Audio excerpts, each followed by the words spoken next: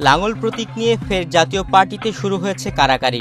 বর্তমানে ৮ ধারায় বিভক্ত দলটির অন্তত ৩টি অংশ এই প্রতীকের দাবিদার। তবে শুরু থেকে জাপার মূল অংশের প্রতীক লাঙ্গল। এই প্রতীকে জাতীয় পার্টি নির্বাচনে অংশগ্রহণ করে আসছে। মূলত নেতৃত্ব নিয়ে বিরোধের জের ধরেই টুকরো টুকরো হচ্ছে দলটি।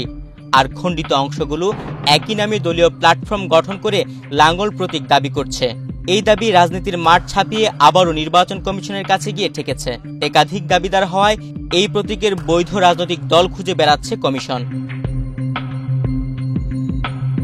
গতকাল ২৫ সেপ্টেম্বর প্রধান নির্বাচন কমিশনার এএমএম নাসিরউদ্দিন জানিয়েছেন, জাতীয় পার্টির লাঙ্গল প্রতীকটির মালিককে তা খুঁজে বের করতে তারা হিমশিম খাচ্ছেন। একাধিক দল লাঙ্গলের প্রতীকের জন্য আবেদন করায় এই জটিলতা তৈরি হয়েছে। আসন্ন রাজনৈতিক সংলাপে জাতীয় পার্টিকে আমন্ত্রণ জানানো হবে কিনা এমন প্রশ্নে সিইসি বলেন, জাতীয় পার্টির ৫টা প্রস্তাব পেয়েছে। আপনারা কয়টি পেয়েছেন জানি না, কোন জাতীয় পার্টির কথা বলছেন বুঝতে পারছি না। লাঙ্গলের দাবিদার তো একাধিক।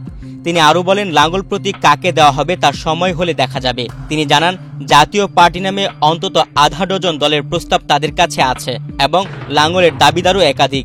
এ কারণে কোন দলের কথা বলা হচ্ছে তা নিয়ে তিনি বিভ্রান্তিতে রয়েছেন। জানা গেছে, জাপা নামে এখন পর্যন্ত ৩টি রাজনৈতিক দল নিবন্ধিত, যাদের পৃথক পৃথক প্রতীক রয়েছে। এর বাইরে রওশন এরশাদ, ব্যারিস্টার আনিসুল ইসলাম মাহমুদের পক্ষ থেকে জাতীয় পার্টির নামে লাঙ্গল প্রতীক দাবি করে ইসিতে নিবন্ধনের জন্য আবেদন করা হয়েছে। এছাড়া জাতীয় পার্টি নামে লাঙ্গল প্রতীক চেয়ে ইসিতে আবেদন করার অন্য একটি অংশের তথ্য নিশ্চিত হওয়া যায়নি। জাতীয় পার্টিকে নিয়ে প্রধান নির্বাচন কমিশনারের বক্তব্যের পর দলটির খণ্ডিত সবকটি অংশে উত্তেজনা বেড়েছে।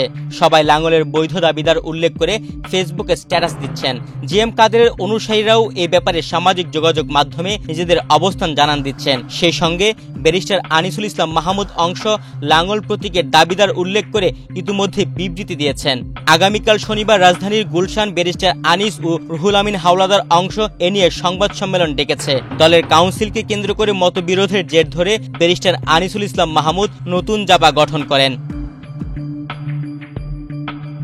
বর্তমানে জিএম কাদেরের অংশের হাতে লাঙ্গল প্রতীক রয়েছে। ২০২৪ সালের নির্বাচনের আগে রওশন এরশাদ লাঙ্গল প্রতীক দাবি করে ইসিতে আবেদন করলেও তা খারিজ হয়ে যায়। এবার নতুন করে লাঙ্গল প্রতীক পেতে শুরু হয়েছে চতুর্মুখী লড়াই। নির্বাচন কমিশনের পক্ষ থেকে প্রতীকের বৈধ দাবিদার ঠিক করা হবে শুনানির মধ্য দিয়ে। আগামী ত্রয়োদশ জাতীয় সংসদ নির্বাচনকে সামনে রেখে শেষ পর্যন্ত দলটির কোন অংশের হাতে যাচ্ছে লাঙ্গল তাই এখন দেখার বিষয়। নিউজ ডেস্ক, বাংলাদেশ প্রতিদিন।